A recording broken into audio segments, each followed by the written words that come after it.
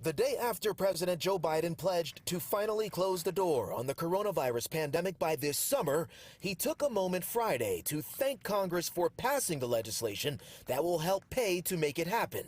We had the money to go out and literally purchased hundreds of millions of vaccines. Make no mistake, these are ambitious goals. Make every American adult eligible for the vaccine by May 1st.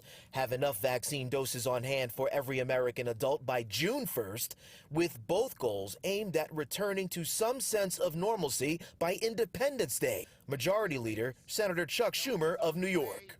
People are being vaccinated more quickly and more effectively than we ever imagined.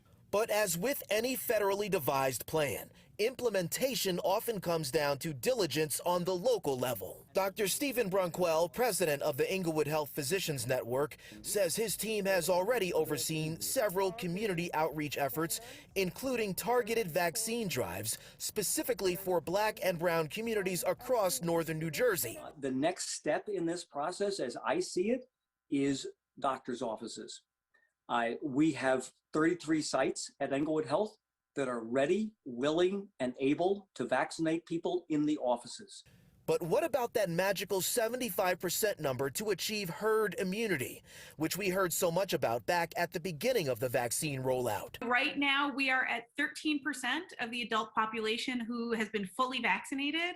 So getting to 75 is going to be no small effort. Epidemiologist and Montclair State University professor of public health, Dr. Stephanie Silvera, says achieving full herd immunity is likely going to require local and county governments to increase their role in inoculations. We're averaging about 1.8 million per day nationwide, so it has certainly gotten better. But this, again, is not the time to think that it's game over and we've won.